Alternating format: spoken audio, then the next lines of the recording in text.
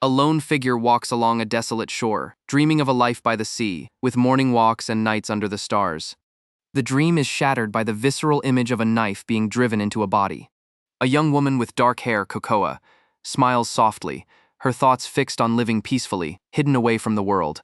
The violent act continues, the blade twisting deeper. In a room stained with blood and filled with body parts, Ryuto Suzuki catches his breath, thinking of a promise to live happily until death. As Ryuto works, Kokoa resolves to make their dream a reality. She glances at a news report detailing the discovery of a dismembered man in his 20s, an incident labeled as the abandonment of a body. With tears in her eyes, she acknowledges their current situation. She knows that for now, they live in hell. At a crowded and noisy college party, groups of students chat and laugh together. Ryuto sits with his friends, one of whom, Arata, is telling an animated story. Despite the lively conversation, Ryuto appears lost in thought, a serious look on his face. Across the room, Kokoa sits with her own group of friends. Ryuto's attention is captured by Kokoa, who is smiling and talking with her friends. He stares at her, completely captivated. His friend Arata shouts his name, startling him back to reality. Arata chides Ryuto for being no fun and not listening to his story of love. He begins to crudely brag about his ex-girlfriend's large bust size. Another friend jokingly calls him out for bragging. Just then, Kokoa excuses herself to go to the restroom, and Arata loudly points out that he was referring to her chest. The other guys are left stunned and impressed. His friends openly express their desire to grope her. Ryuto weakly agrees, forcing a laugh. He thinks about how he's never been in love and doesn't know how to react in these situations. He remembers how he deliberately changed his image from a nerdy high schooler to a more outgoing person for college. But as his friends continue their vulgar talk, he realizes this atmosphere is not for him. Still, Ryuto feels the pressure to blend in, afraid of what would happen if they found out he was a nerd. He imagines them finding him gross and gloomy, a thought that fills him with dread. He decides to try a casual retort, suggesting that their crude talk will get them horny just from drinking. His friends are taken aback by the strange comment. Ryuto immediately realizes his attempt to fit in was a massive fail. His friends now question him, noting that he never talks about girls. Ryuto internally panics, realizing he has no girlfriend to talk about. He blurts out a lie, claiming he had one in high school. Arata doesn't buy it, bluntly saying he assumed Ryuto was a virgin because he looks so plain. Ryuto can only manage a strained smile. The others find Arata's comment cruel but hilarious, admitting they thought the same thing. Ryuto forces a laugh along with his friends. He silently endures their mockery. Feeling overwhelmed, he decides he needs an escape, telling himself he must be more fun. He feels a desperate need to blend in and be like the others. He excuses himself to use the restroom, letting out a weary sigh as he walks away. In the hallway, Ryuto sees Kokoa standing by herself, looking down at her phone. She looks up from her phone, her gaze meeting his as he stands before her. Ryuto nervously stammers out her name, Yoshizaki-san. He's struck by how incredibly cute she is. He realizes she looks even better up close and has a pleasant scent. They stand in an awkward silence. He worries that his staring has creeped her out. He quickly apologizes and turns to leave. He recalls his friends calling out his name, their laughter echoing in his mind. The memory makes him break out in a nervous sweat. He remembers his excuse for leaving the table. Breaking the silence, Ryuto manages a simple "ah." Kokoa speaks first, asking for his attention. She asks if he is Suzuki from the economics department, which he confirms. Ryuto then confirms her identity as Yoshizaki, and she acknowledges that they've met again. An awkward silence falls between them. Panicking, Ryuto forces a laugh and makes a clumsy joke about alcohol in restrooms, even though he only drank tea. Kokoa looks at him with a hint of embarrassment. She admits she wasn't going to the restroom, but was actually running away from the party. Ryuto is taken aback by her honesty. She explains that she is somewhat asocial and doesn't enjoy drinking parties. He listens, surprised to hear her feelings. Ryuto is surprised, having misjudged her as someone who enjoys big social events like pool parties. Worried she is annoying him, Kokoa apologizes and points him toward the restroom. Ryuto quickly clarifies that he doesn't need it either, and is also just taking a break. Kokoa understands immediately, acknowledging how tiring the atmosphere can be. Ryuto agrees enthusiastically, confessing that the rampant dirty jokes and the fast pace of conversation are too much for him to keep up with. He continues, admitting that he's not a good talker, and that he comes across as gloomy and plain. He immediately regrets it, wondering if his honest admission was gross. Kokoa reassures him, saying she doesn't see him that way at all. Ryuto is surprised by her response. She tells him he's stylish, unlike herself, which he quickly denies. Kokoa frantically explains that she stresses every day about her outfits being tasteless. Ryuto is shocked to learn that she feels this way. In that moment, Ryuto sees a reflection of himself in her. Kokoa continues, confessing her fear that people think she's an ugly country bumpkin. Ryuto reassures her that's not true and reveals that he's also from the countryside and knows exactly how she feels. He explains that when he first enrolled, he was surprised by how stylish everyone was and felt desperate not to be left out. Kokoa is amazed, telling him she feels the exact same way. Kokoa smiles and tells Ryuto that she finds it fun talking with him.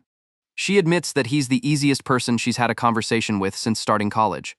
Ryuto is stunned and blushes, shocked that she would say that about him. Gathering his courage, he tells her he feels the same way. Kokoa then asks if they could exchange contacts, admitting she doesn't have many friends. She smiles brightly as she makes the request. Ryuto, blushing, readily agrees. They quickly scan each other's contact codes. Ryuto sees that he has successfully added Kokoa. He smiles down at his phone, still processing what just happened. Just then, Arata appears in the hallway. He immediately confronts Ryuto, accusing him of aiming for Kokoa. Ryuto tries to deny it, but Kokoa's surprised expression doesn't help. Arata turns and shouts to the entire party that Suzuki is hitting on Kokoa. Ryuto desperately tries to shut him down. But it's too late. The rest of the party joins in, teasing Ryuto for being plain and trying to get ahead of them. The teasing continues, with others wondering if the virgin Suzuki was actually a predator in disguise. They point out that he's blushing and so easy to understand. Arata smirks, declaring that it's no use anyway, since Mr. Plain is no match for her. Ryuto can only force a hollow laugh in response. Ryuto feels a sharp sense of pain from their words. He scrambles to think of a witty comeback, but his mind is blank. His usual strategy is to just smile through it. But as he turns back towards the room with Kokoa, he hesitates. He questions whether he can even produce a natural smile in this painful moment. To his surprise, Kokoa comes to his defense, telling everyone that Suzuki is not the person they're making him out to be. Ryuto is taken aback by her sudden defense. With tears in her eyes, Kokoa quietly asks them to stop saying such horrible things. Her unexpected support leaves him stunned. Ryuto continues to stare at Yoshizaki, moved by her actions. The group turns on Arata, telling him he's annoying and talks too much. Someone speculates that Arata is just flustered because he's also aiming for Kokoa. Fed up, Ryuto finally snaps and yells at them, shocking the group into silence. Ryuto and Kokoa look at each other. A warm blush spreads across Kokoa's face as she looks at him. Ryuto blushes in return, caught in the moment. Back at the table, Riko sternly tells Arata to shut up. As the party ends and everyone leaves, the students congratulate each other on a good time. Riko gives Ryuto a sharp, sidelong glance. She delivers a stern warning: he better stay away from Kokoa. Ryuto is confused by the warning but knows he needs to thank Kokoa. He approaches Kokoa and stammers out his thanks for her defending him earlier. Kokoa turns to him with a shy laugh. She explains that she didn't do anything special, she just said what was on her mind. Her genuine smile leaves Ryuto blushing and captivated. Ryuto asks if standing up for him was a bother. He starts to say something else, but trails off. Riko interrupts, telling Kokoa it's time to go. Kokoa waves goodbye to Ryuto. He watches her walk away. Suddenly, she turns back around, surprising him. Kokoa approaches him again, asking if she can ask for his advice. She worries it might be troublesome, but he quickly reassures her that it's okay. Her expression turns serious and worried. She lowers her voice and tells him the truth. Recently, it seems someone has been following her. Ryuto is shocked by her confession. He asks her directly if she means she has a stalker. He tells her that if it counts as stalking, she absolutely should contact the police. Kokoa admits that she's not completely certain yet. Ryuto looks concerned, pondering the situation. Kokoa says she's still a little worried and would like to ask him a favor because he's a man. Ryuto agrees to listen, but his mind starts to panic, wondering what he would do if she asked him to catch the stalker. She hesitates before making her request. She pauses for a long moment, gathering her courage. Finally, Kokoa looks him in the eye and asks if he would please pretend to be her boyfriend. Ryuto is completely stunned by her unexpected request. Ryuto can only respond with a shocked exclamation. Kokoa quickly explains that just walking side by side should be enough, as she's heard stalkers give up when they see their target has a boyfriend. Ryuto is flustered, trying to process the idea of pretending to be with her, even if it's not real. After a long, silent pause, Ryuto considers her request. He looks at her with determination and agrees to do it. Kokoa is incredibly relieved, thanking him profusely for being so kind. Ryuto, blushing, tells her it's nothing. Kokoa bows formally, thanking him in advance for his help. She beams at him with a bright smile. They say their goodbyes for the night. Ryuto watches her walk off into the crowded street. He's left with a warm, hopeful feeling. He watches her leave, a sigh of contentment escaping him. She turns back and gives him one last radiant smile and a wave goodbye. The image of her happy face is burned into his memory. A voice wishes for her to smile like that again, as ominous sounds cut through the silence. Ryuto sees he has been added to a group chat for a BBQ, with messages from Arata and their friends already popping up. He's surprised to see Kokoa's name also in the group chat. Arata corners him, insisting that he has to come to the BBQ. Arata claims it's his way of apologizing for ruining the atmosphere at the party. Ryuto stammers, feeling that an apology is unnecessary. Startled, Ryuto is pulled into an embrace by Arata, who tells him it is okay. Arata leans in, conspiratorially telling Ryuto that this is their chance, as they are the only single ones. He goads Ryuto, suggesting they prove themselves by picking up hotties and showing up their coupled-up friends. Ryuto is taken aback by the sudden pressure to find a girlfriend. When the lecture concludes, Ryuto is momentarily lost, wondering what his next move should be. Then he remembers Kokoa, who smiles and waves as she leaves, and his resolve hardens. The group arrives at the BBQ location, ready to start. Yudai greets Ryuto, noting that it is unusual for him to join such an outing. With everyone excited, Arata rallies the group to start feasting. Ryuto watches as Kokoa stands beside her friend with short, dark hair. Ryuto's anxiety spikes. He feels the situation is already painful and notes that everyone, including Kokoa, seems a bit overwhelmed.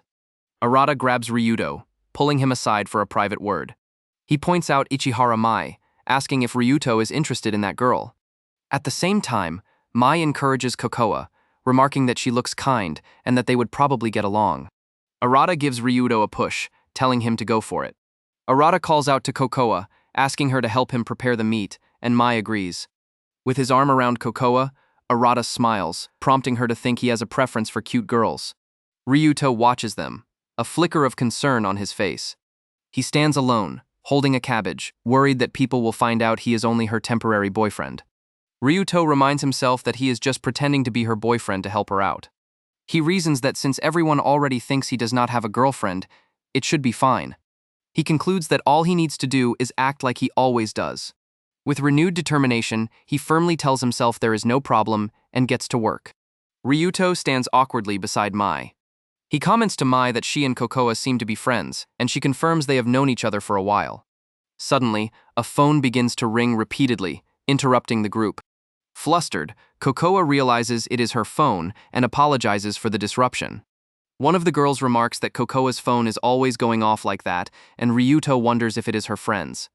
Mai darkly suggests she does not know who it is, but she has heard that Kokoa's ex-boyfriend was dangerous. The news that Kokoa has an ex-boyfriend catches Ryuto by surprise. Mai continues, revealing that a body was discovered near Kokoa's home recently, making her worried. While Mai tries to dismiss her own worries, Ryuto mulls over the idea of her ex, even wondering about his looks. Ryuto's odd comment earns a deadpan stare from Mai, prompting him to react with exaggerated fear. Kokoa approaches Ryuto and hands him a plate of prepared food. Changing the subject, she asks if he takes notes in their philosophy history lecture. Delighted that he does, Kokoa excitedly asks if she can get the prints from him. Arata cuts in, loudly offering to send his notes to her over a messaging app. Ryuto looks on, a bead of sweat on his forehead. The group discusses their philosophy teacher, with Arata complaining about his speaking and Ryuto making a joke that gets a laugh from Kokoa. Ryuto quietly eats, thinking to himself that he is just a temporary solution. Suddenly, his expression changes to one of shock and pain. Ryuto cries out that the onion is hot, tears streaming down his face. Kokoa astutely points out that he must have eaten an uncooked onion, much to his surprise.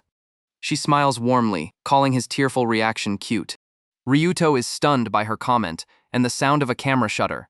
He demands she delete the picture she just took, but she refuses with a smile. Arata joins in, teasing Ryuto for his mistake. Ryuto confesses that this is his first time at a barbecue.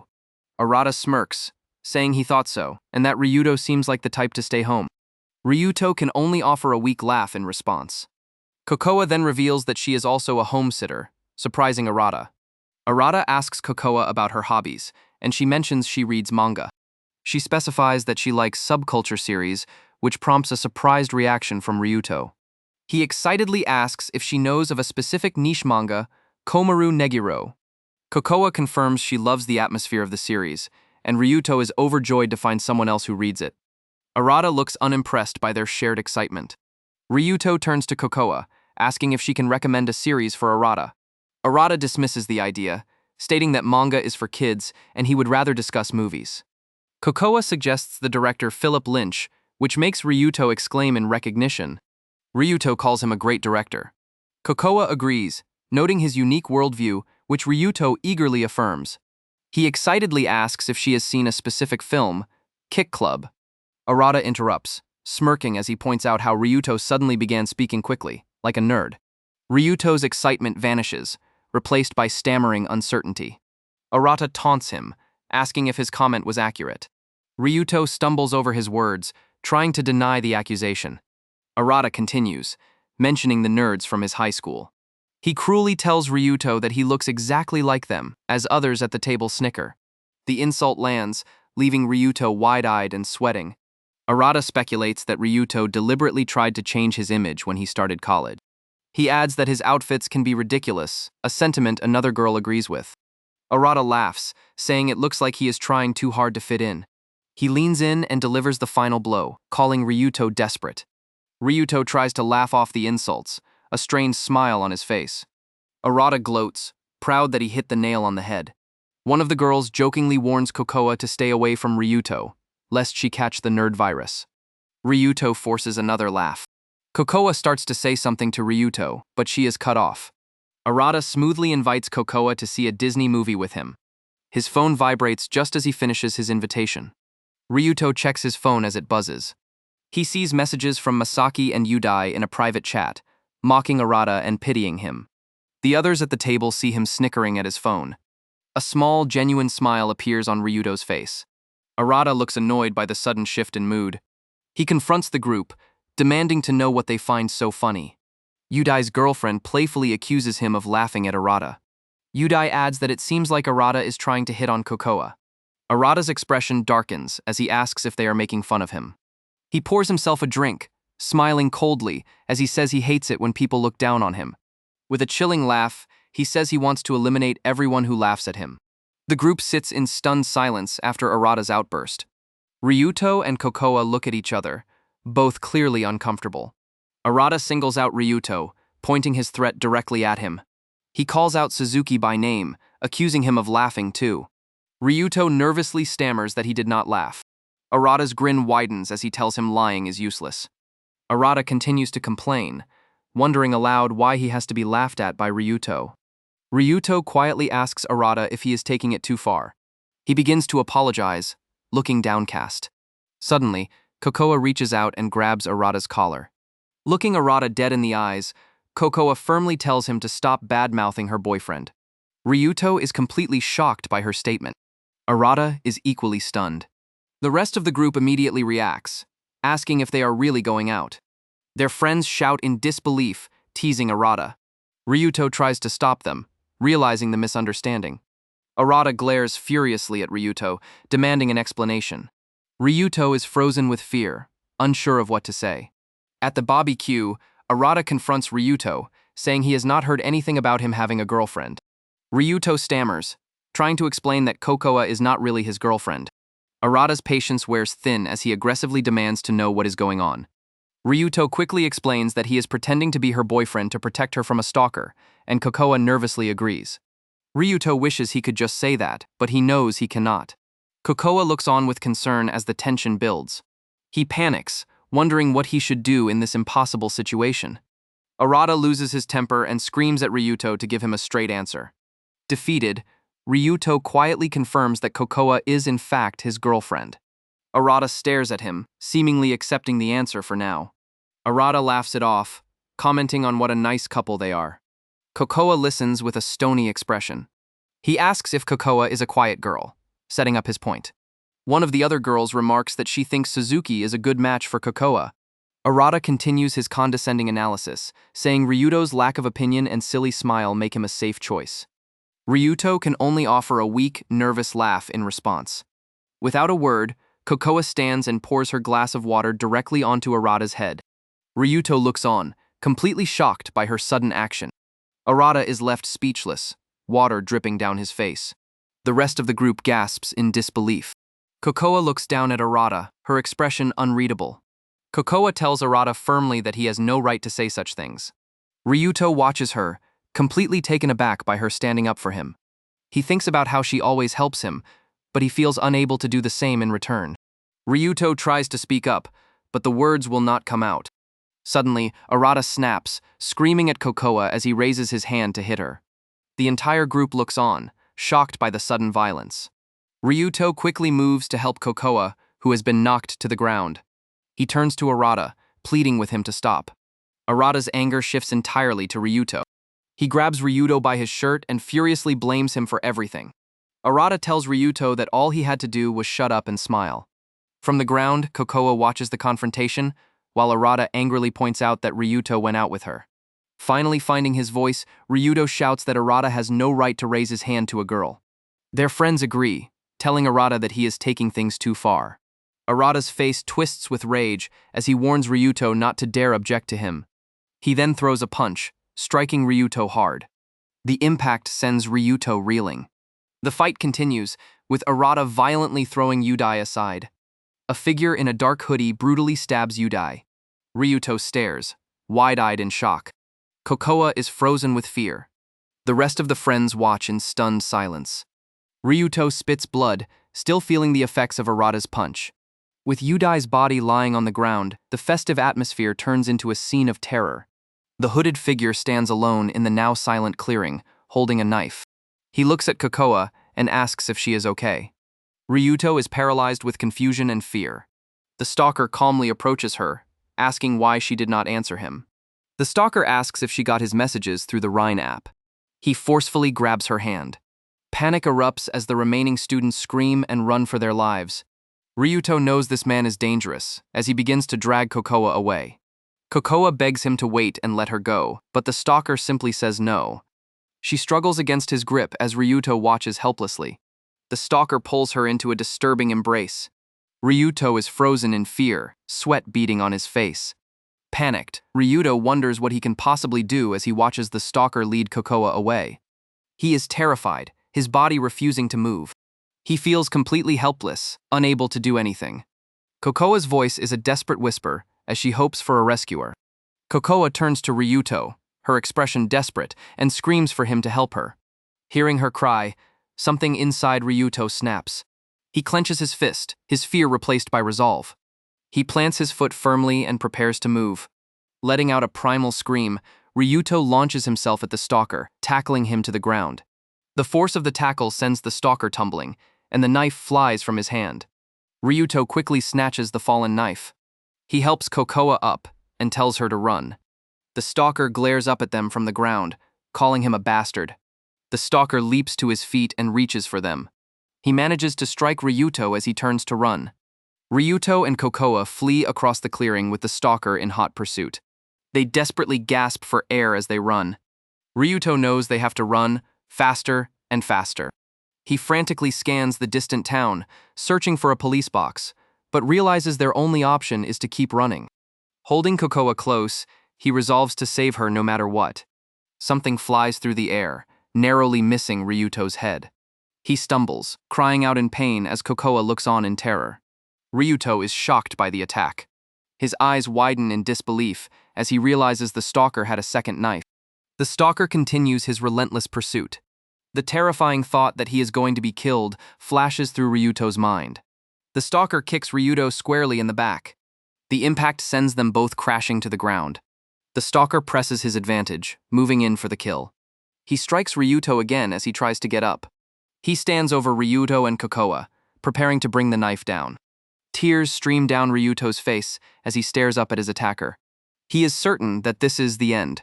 He screams in pure terror and desperation.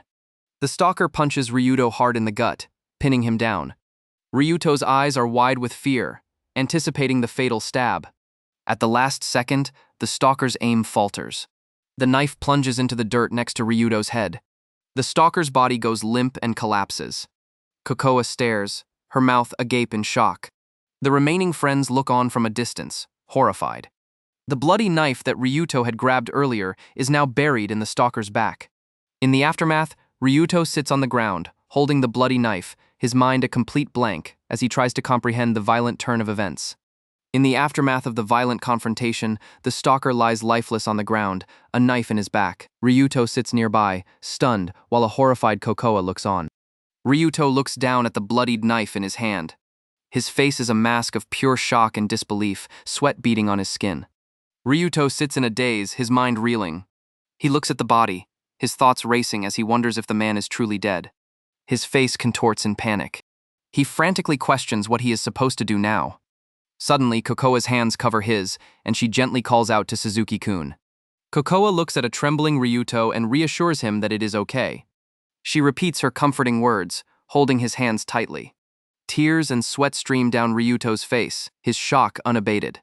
His thoughts drift back to the stalker, remembering that he just wanted to protect Kokoa. He recalls his single-minded goal to protect Yoshizaki-san. A flashback shows the stalker walking away from the scene. The scene then cuts to a discarded, half-eaten snack and a cup of tea. 3 days have passed, and Ryuto is holed up in his messy apartment. He lies in bed, a bandage on his cheek, staring blankly. He watches the news, reflecting that it has been 3 days since the incident. The news anchor reports that the culprit ran away and the police are searching for him, while the stabbed student remains in critical condition. Lying in bed, Ryuto sighs, wondering what is going to happen now. He overhears people discussing the stabbing, concerned for Yoshizaki and Arata's safety. He buries his face in his pillow, exhausted. He is consumed by the dread of what awaits him. He tries to push the thoughts away, not wanting to think about anything anymore. At the police station, a tearful Ryuto can only stammer out apologies. The officer listens with a weary expression. The officer dismisses him for the day, saying they can proceed with formalities later and will call him in a few days. Ryuto leaves the room, wiping his tears. As he walks away, he overhears 2 officers discussing whether his actions will be considered legitimate self-defense. One officer notes that stabbing someone in the stomach makes it hard to argue there was no intention to kill. Crouched in the hallway, Ryuto listens as they conclude that self-defense cases are hard. Later, he looks up the conditions for legitimate self-defense online, discovering the potential for a 15-year prison sentence. The terrifying reality sets in. Even if the man survives, his actions might not be classified as self-defense, and if the man dies, he will be a murderer. The single word echoes in his mind, murderer. He covers his face, tormented by the thought. Suddenly, his phone vibrates beside him on the bed. His eyes snap open in alarm. He picks up his phone, confused by the buzzing. He sees a notification from a social media app indicating he has 20 new messages. His eyes widen in shock as he reads the first message. It is a reply to his account, telling him to die and calling him a murderer. He stares at the screen, utterly stunned. He sees that the incident is trending under the hashtag #OkutamaBBQ. A post with a photo of the stabbing has gone viral. Comments pour in, with some questioning its authenticity while others point out his face is visible. Ryuto stares at his phone in disbelief. Another user posts that they found him, urging others to spread the word. A post reveals his full name, Suzuki Ryuto, and his university's social media handle. The shocking revelation leaves him speechless. He is bombarded with messages calling him scum, demanding he turn himself in, and questioning why he ran away. The final message he reads calls for the death penalty. Overwhelmed by the flood of online hate, Ryuto sits in his dark room, the glow of his phone illuminating his grim expression. His face is cast in shadow, reflecting the darkness that has enveloped his life. His phone continues to buzz with notifications as he contemplates the ruin of his life. He wonders what will become of him now, as a single tear traces a path down his cheek. His phone buzzes relentlessly with a constant stream of notifications. He sees mentions asking how it feels to stab a human and telling him to die. One message condemns him, saying the country is in shambles because of people like him. A tear falls from his eye. Amidst the notifications, he spots one from Rhine, a deleted message from Kokoa. Her name is the only thing that stands out. Ryuto looks at his phone, lost in thought. He rubs his eyes, wondering about the deleted message. It occurs to him that he has not spoken to Yoshizaki-san since the incident. He considers sending her a message. He dismisses the idea and puts his phone down, thinking it does not matter. He feels that if he sends her a message, the traumatic episode will inevitably come up in their conversation. Lying in bed, he stares at the ceiling, lost in thought. He finds himself wondering who that guy was anyway. He recalls the stalker asking Kokoa if she got his messages over Rhine. The memory sparks a question in his mind. He remembers the stalker asking Kokoa if she had received his messages. At the barbecue, another student had asked who was messaging her. Kokoa had apologized, saying she forgot to turn her phone off. The realization dawns on Ryuto. He concludes that the flood of notifications she received must have been messages from the stalker. If the stalker could send her messages, he reasons, then they must have known each other. He acknowledges that an acquaintance can become a stalker. He pauses, considering the implications. But then he wonders why she would not have simply blocked messages from such a person. He tries to convince himself he is just overthinking things. But a seed of doubt has been planted. He continues to ponder how Yoshizaki and the stalker could be related. He then recalls a girl, Riko, telling him he had better stay away from her. The memory leaves him sweating and confused. His troubled thoughts are interrupted by the sound of his doorbell. He sits up in his messy room, startled by the sound. He is silent for a moment, listening. He wonders if he ordered anything. He cautiously approaches the front door. He looks through the peephole and is shocked to see Kokoa standing right outside his apartment. His eyes widen in complete disbelief. Confused as to why she is here, Ryuto backs away from the door. Suddenly, his phone starts to vibrate. He sees that it is a call from Kokoa. He slides to answer the call. He hesitantly brings the phone to his ear and says yes. On the phone, Kokoa confirms it is Suzuki-kun and tells him she would like to talk. As she stands at his door, she asks if she may come in. On the phone, Kokoa apologizes for her sudden arrival, explaining she initially planned to message him. Inside, Ryuto listens silently, beads of sweat forming on his brow. His hand hesitates over the doorknob. He slowly turns the lock.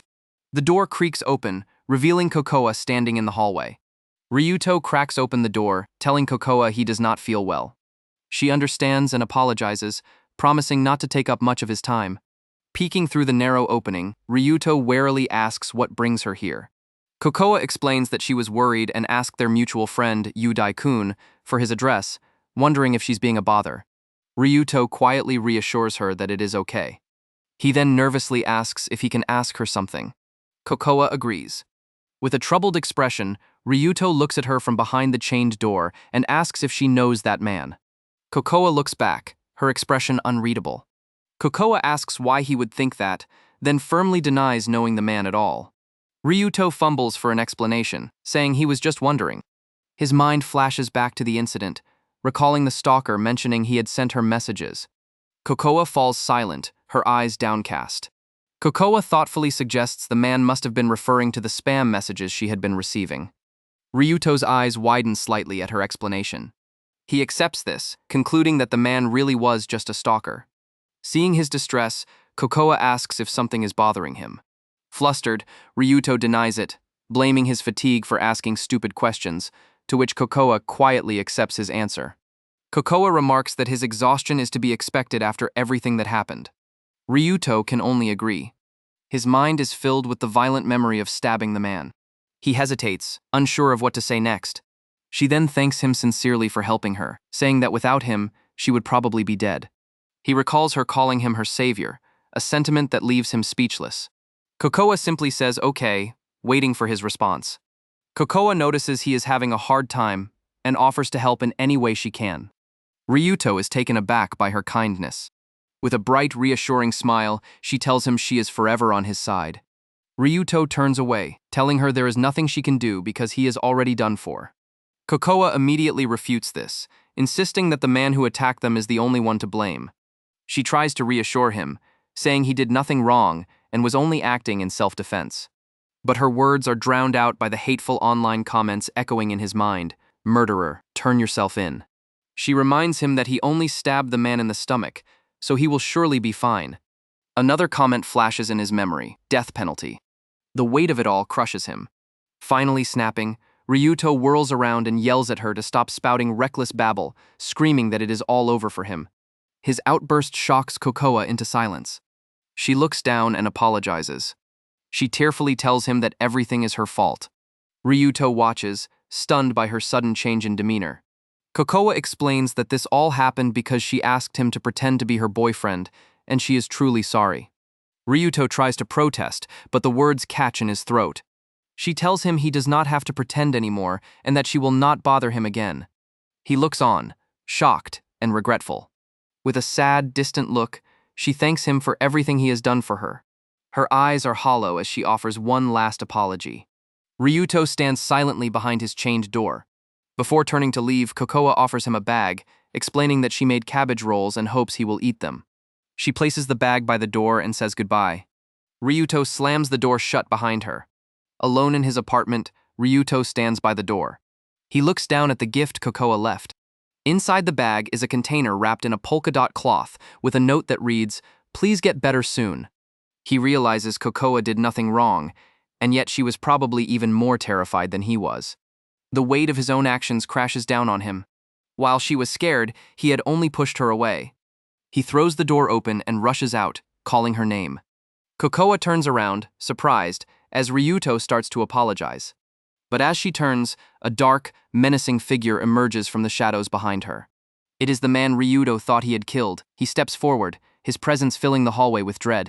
Ryuto freezes in terror. The man slams his hand against the wall, blocking his path.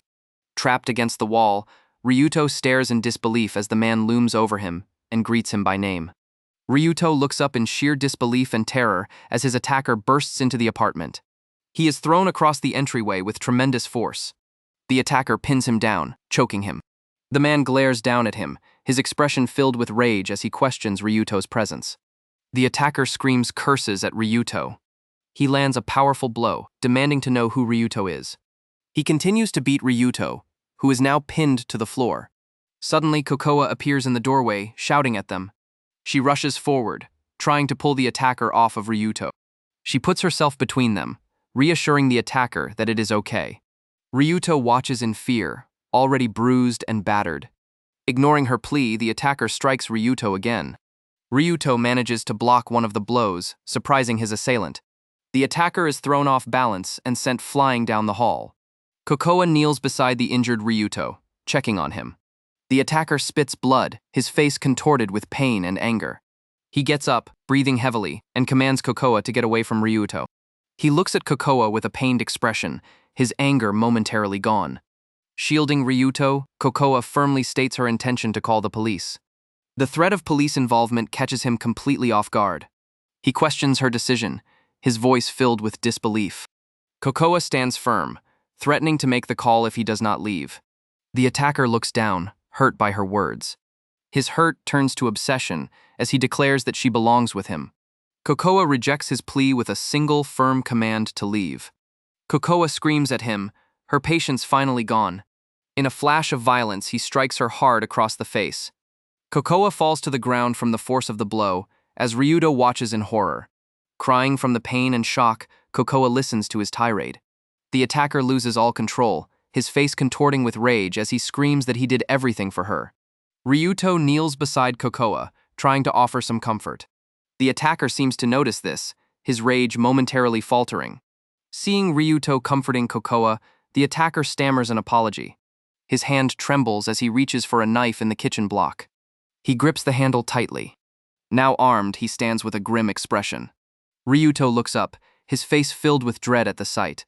He stares at the knife in his hand with a somber look. He poses the question to the terrified couple, wondering aloud if his death is the solution. Ryuto and Kokoa are speechless, horrified by his words. He reasons that his capture by the police is inevitable. He clutches his head in anguish, convinced that even Kokoa despises him. He stands by the counter, sobbing quietly. He explains that aside from her, he truly has nobody. His despair twists into a horrifying proposal. With tears streaming down his bloodied face, he looks at Cocoa with a broken manic smile and asks if she will die with him. Both Ryuto and Cocoa are too stunned to react. The attacker suddenly hits Ryuto, taking him out of the picture. Ryuto collapses to the floor, groaning in pain. Smiling sadistically, the attacker reassures Cocoa that it will not hurt. He grabs her, covering her mouth to stifle her screams. The attacker holds Cocoa hostage with the knife. Cocoa is frozen in terror, realizing he is serious. Ryuto, still on the ground, pleads with him to hold on. The sharp edge of the knife rests against Cocoa's skin. He threatens Ryuto directly, warning him to stay back. Ryuto stares, terrified, at the tip of the blade. He whispers to Cocoa, trying to reassure her. The attacker forces Cocoa against the apartment door. He taunts them with a twisted laugh, saying his hand is slipping. Cocoa's eyes are wide with terror as tears stream down her face. Ryuto watches, sweat beading on his forehead. He swallows hard, his mind racing. Ryuto's eyes widen with a new resolve. He scans the room frantically. His gaze lands on something just out of frame.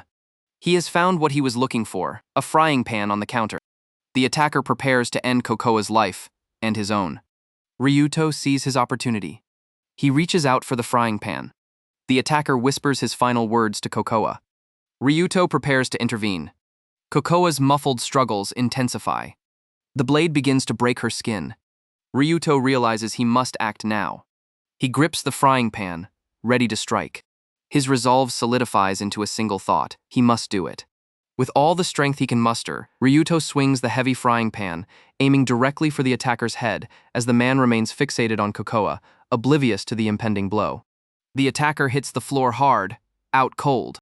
Ryuto looks on, the reality of what he has just done beginning to sink in. He pants heavily, sweat beading on his face, as he stands over the body with Cocoa beside him. Looking at Cocoa with concern, Ryuto asks if she is okay. She answers him with a simple, quiet confirmation. A tense silence falls between them. They both look down at the unconscious man on the floor. Ryuto stands over the fallen man, the frying pan still in his hand. His heart pounds with fear and adrenaline. The attacker groans weakly on the floor. Ryuto thinks to himself that this looks really bad. The scene is grim, with the attacker on the floor and Cocoa sitting against the wall.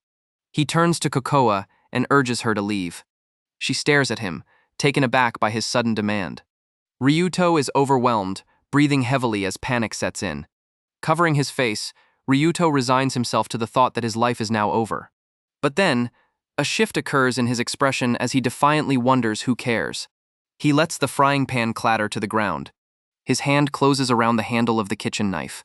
With a calm but somber expression, he holds the knife to his own neck. Seeing his actions, Cocoa demands to know what he is doing. He warns her that it is dangerous. He pleads with her to hurry and leave. He tries to reassure her with a pained smile. His smile widens as he calls himself worthless. He recalls feeling inadequate in his studies. He remembers feeling he had no talents. His gloomy nature left him isolated and friendless. He remembers trying to change but failing. He believed even his parents gave up on him, making him feel like a pain to everybody. He laments his inability to become a normal person. The weight of his recent actions hits him as he realizes he has now killed someone. He admits that he is disgusted with himself. He decides he can no longer live in this vicious circle. He apologizes to Cocoa for getting so chatty. He also apologizes for all the trouble he has caused her. Ryuto smiles sadly, telling Cocoa he is glad he was able to protect her. Cocoa's eyes widen in terror as she realizes what he is about to do. He thanks her for her company. He turns away, bidding her a final goodbye. Suddenly, Cocoa grabs his arm, stopping him just as the blade cuts his neck. With a desperate and determined look, she tells him not to die. Looking into his shocked eyes, she asks him to live together with her. The knife falls from his hand. Cocoa embraces him tightly. She tells him that she is just as worthless and understands his desire to die. But she tearfully insists that she does not want him to die. She begs him not to leave her alone. Tears begin to well up in Ryuto's eyes. He breaks down, crying from the overwhelming emotion. He thinks to himself how warm and incredible it feels to be hugged.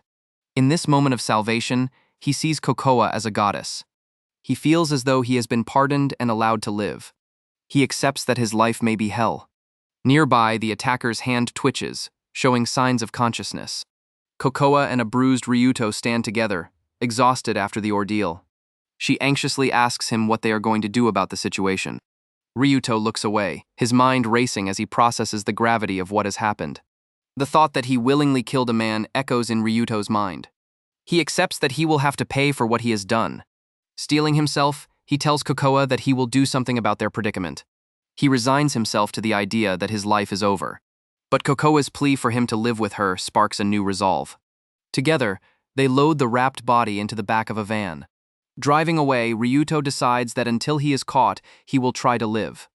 Driving deeper into a remote forest, Ryuto resolves to try living the way he wants.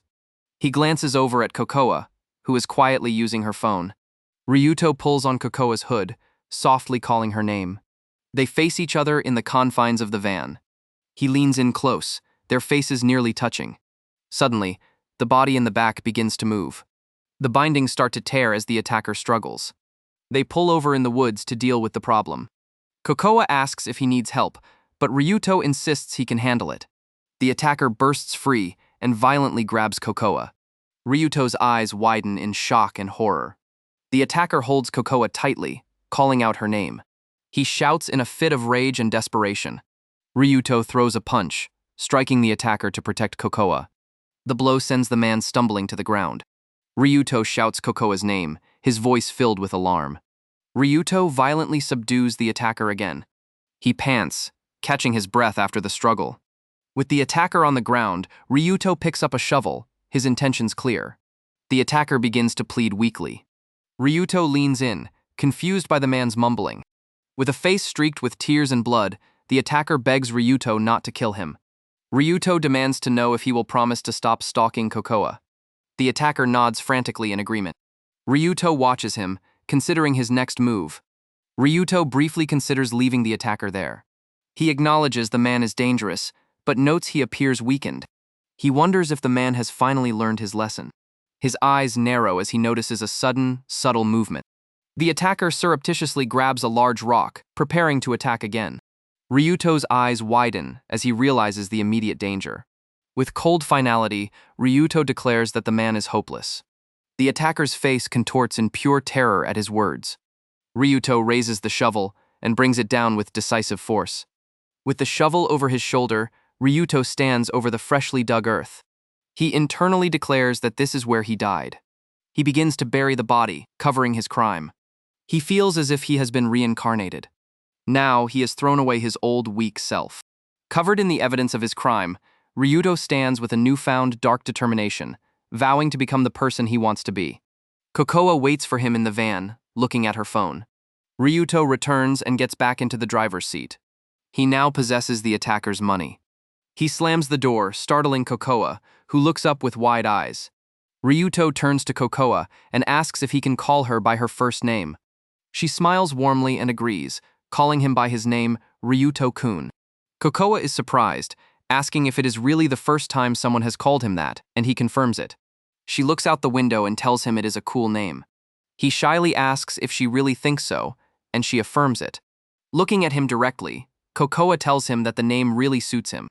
Ryuto is flustered by her compliment. When Ryuto mentions he is tired, Kokoa cheerfully suggests they go have some fun. Ryuto is unsure what she means by fun. Kokoa suggests they go to Disneyland. She explains she had plans with a friend who couldn't make it, but she still thinks it would be fun. Ryuto admits that he has never been there. His eyes light up with sudden excitement as he exclaims, "Let's go!" Kokoa is happy to hear his enthusiastic response. Ryuto looks at the money he took from the attacker. He decides that they can use the money for their trip. He smiles, admitting he has also never been to Disneyland. He thinks to himself that he is looking forward to going with her. Ryuto's mind races with the unbelievable thought that he is going to Disneyland with Kokoa. The sudden realization hits him, this could be a date. They arrive at the entrance to the theme park as rain falls around them. Kokoa is thrilled to be there, but Ryuto is silent and anxious. He internally apologizes for the gloomy weather, but Kokoa insists that it is okay. She cheerfully turns the decision over to a surprised Ryuto, asking him what he wants to ride. Kokoa excitedly announces that she loves scary rides. Ryuto is internally horrified by the suggestion. He nervously pretends to be on board with the idea. Seeing through his act, Kokoa suggests the coffee cups instead, and a relieved Ryuto quickly agrees. Once they are in the teacup, Kokoa announces her intention to spin it as fast as possible. Ryuto realizes she saw through his lie about liking scary rides. The ride lurches to a start, and Kokoa begins to spin the wheel. The teacup becomes a blur of motion. Ryuto's face contorts with nausea as they spin wildly. The moment the ride stops, Ryuto collapses back, looking unwell. He stumbles off, trying not to be sick, as Kokoa apologizes for overdoing it. She insists on buying him a snack to make up for it, and runs off. She returns and presents him with a churro. He takes a bite and assures her it tastes good, and she smiles, glad he likes it. Kokoa continues to list off other rides she would like to go on. Ryuto feels guilty, believing she is changing her plans for his sake. She turns to him with a bright smile, saying her strawberry churro is delicious and offering to split it. Ryuto looks flustered by her offer. He bluntly tells her he prefers vanilla, much to her surprise. Kokoa's expression saddens, and she falls silent. Ryuto looks horrified, realizing he's made a mistake. As they walk in silence, the rain continues to fall. Ryuto anxiously wonders if Kokoa is enjoying his company. Meanwhile, Kokoa internally criticizes herself for being gloomy and annoying. Ryuto frets that he's being too familiar and presumptuous with her. Sensing his distress, Kokoa reaches out and asks if he is okay. Startled, Ryuto apologizes and blurts out that he heard the killer is still at large. He overhears other guests talking about how scary the news is. His heart pounds in his chest.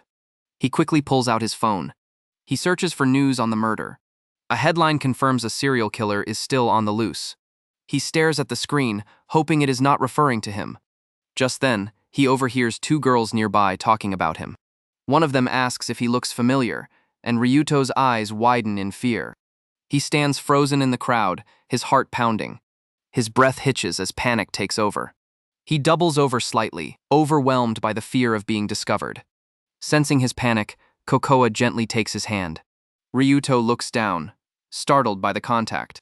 She looks at him with concern and tells him it will be okay. She gently pulls him along, leading him through the crowd. She tells him it is time to go. Ryuto follows her, still processing her act of kindness. Kokoa encourages him to let go of his worries and tells him he can always confide in her if he is struggling. She turns to him and asks, "Okay?" Ryuto is visibly moved by her words and gentle expression. He quietly agrees, though he feels he is a burden to her. Kokoa thinks about how kind he is, wondering if she is worthy of it. She finds herself wondering if she is allowed to fall in love with him. Just then, they notice that the rain has finally stopped. Later, while taking a break, Kokoa asks Ryuto if he wants to head home. To her surprise, Ryuto insists on staying and suggests they try a scary ride. Kokoa is delighted by his sudden change of heart. Ryuto eagerly stands, ready to face his fears. A stranger approaches their table and says he might join them. He confidently takes a seat with them. He smiles and greets Kokoa as if they are old friends. He introduces himself as Kisaragi and asks if she remembers him. Kokoa hesitantly confirms that she does. Kisaragi is pleased, while Ryuto looks on, slightly unnerved. Kisaragi then turns his attention to Ryuto. He introduces himself, prompting Ryuto to give the false name Tanaka. Ryuto's eyes widen as Kisaragi tells him that is not true. Kisaragi reveals he recognizes him from social media and calls him by his real name, Suzuki Ryuto. Kisaragi smirks, resting his chin on his hand. Ryuto stares in wide-eyed shock, his face hidden behind his mask. Kisaragi reveals that he knows Ryuto stabbed someone, calling it impressive. Ryuto breaks into a cold sweat, unable to respond. As they sit at the table, Kisaragi and Kokoa both comment on Ryuto's boldness. Kisaragi directly asks Kokoa why she came to the park with Ryuto after canceling on him. Ryuto looks on in stunned confusion. Kokoa's eyes widen, caught off guard by the question. Kokoa looks down and quietly apologizes. Kisaragi repeats her word back to her with clear annoyance. He insists that an apology is not a sufficient answer. He condescendingly questions her intelligence. Ryuto, completely lost, wonders what promise they are talking about. Kisaragi explains that Kokoa canceled their plans, claiming to be sick after he had already bought tickets, and tells her she let him down. Kokoa agrees that he is right, and apologizes once more. Kisaragi sighs in frustration, muttering about how he doesn't get women. Ryuto watches the tense exchange, his expression hardening. Ryuto tells Kisaragi that he is taking things too far. Kokoa also warns Kisaragi not to take people for granted. Ryuto interjects, telling Kisaragi that he has said enough. Kisaragi pauses, looking over at Ryuto. Suddenly, Kisaragi's demeanor shifts, and he apologizes with a bright smile, admitting he went too far. He explains to Kokoa that his strong feelings for her caused his emotional outburst. Kisaragi brightly offers to let it go if she agrees to have lunch with him. Ryuto looks on, startled by the proposition. Kokoa remains silent, looking down. Kisaragi presses her for an answer, suggesting they go on Saturday. Kokoa quietly suggests a nice restaurant in front of the shrine. Ryuto adds that the place is rather hidden away. Ryuto is internally bewildered, trying to understand what is going on between them. Kokoa adds that the food there is delicious. Kisaragi assures Kokoa that she will enjoy the Italian restaurant. His attention is drawn to the band-aid on her cheek, and he reaches out, asking what happened. Ryuto suddenly grabs Kisaragi's wrist. He stops Kisaragi's hand just before it touches Kokoa's cheek. Ryuto's eyes are wide with alarm and determination. Kisaragi glares back, his expression turning sharp. Kisaragi angrily demands to know what Ryuto is doing. Ryuto states firmly that she is hurt and he should not touch it. Kisaragi's eyes narrow in silent anger. He directly challenges Ryuto, asking what his relationship is to Kokoa and suggesting he might be her boyfriend. Ryuto and Kokoa share a tense look. With resolve, Ryuto declares that he is Kokoa's boyfriend. Kisaragi's face falls into a neutral, calculating expression. His expression then twists into a dark, menacing smile as he says, "I see." Kisaragi thoughtfully considers Ryuto's declaration that he is Kokoa's boyfriend. Suddenly, he reaches out and yanks Ryuto's mask down, startling him. Ryuto is left shocked and exposed. Looking at Ryuto's face for the first time, Kisaragi smirks, impressed. With a smug look, Kisaragi tells Kokoa she really knows how to pick them. Ryuto, agitated, confronts Kisaragi, asking what his issue is and how he knows Kokoa. Kisaragi calmly reveals that he is her best friend. Kokoa quietly explains that they attended the same prep school. Kisaragi boasts that since he's quite smart, he always used to help her with her studies. Looking at him, Kokoa remarks that he has changed a lot since they last saw each other. Kisaragi cheerfully agrees, saying he decided to change his image. Deciding not to bother them any longer, Kisaragi announces his departure. He gives a casual wave and says he'll see Suzuki around. However, his parting words of good luck carry a chilling and ominous weight. Ryuto watches Kisaragi depart, his expression filled with unease. Kisaragi exits, leaving a tense atmosphere behind him. The two sit in an awkward silence after the confrontation. Ryuto breaks the silence, asking Kokoa why Kisaragi was being so hostile. Kokoa looks down, admitting that she is not sure. Suddenly, a thought seems to strike Ryuto. Trying to move past the awkwardness, Ryuto brings up their plan to find another ride. Kokoa tells him to pick whatever he wants. He settles on Splash Mountain for their next adventure. She expresses some concern, noting that the ride is supposed to be scary. Ryuto brushes off her worries and encourages her to follow him. Kokoa thinks to herself that she is not the only one who has had it rough. She acknowledges that Kokoa has also been through a lot. This realization strengthens her resolve as they enjoy the amusement park rides. The two of them move through the evening crowd together. That is why, she thinks, looking at Ryuto. They have to savor moments like this one, watching the beautiful night parade. Kokoa admires the parade, calling it pretty, and Ryuto quietly agrees. She glances at him with a soft expression. Amid the crowd and the spectacle, she sincerely thanks him. Ryuto replies humbly, telling her not to mention it. Kokoa smiles, touched by his kindness. After enjoying another ride, Kokoa exclaims how much fun it was. She excitedly declares that she wants to go to the sea attractions. Ryuto thinks the idea sounds fun, which delights her. Kokoa eagerly suggests they go to the sea attractions tomorrow, surprising Ryuto. He agrees, but adds that they should get some rest first. Ryuto internally weighs his options, knowing he cannot go home and considering a net cafe for the night. He mulls over the logistics of their plan. His attention is captured by the large, illuminated hotel. The thought of staying at the hotel with Kokoa sends a jolt through him. He immediately recoils from the idea, wondering what he was even thinking. He tells himself that such a step is going too far. Kokoa, however, recognizes the hotel and says she has heard the rooms are very cute. She adds that the food is supposed to be delicious as well. Ryuto spirals, wondering if they should go and if it is okay for a guy and a girl to stay at a hotel together. He frantically tries to rationalize, noting their exhaustion and the hotel's proximity, while insisting he is not that kind of person. He glances over at Kokoa, his face etched with worry. Kokoa seems to be pondering the idea, a thoughtful look on her face. Kokoa seems to consider his unspoken question. Sweating profusely, Ryuto finally, nervously asks if they should stay there.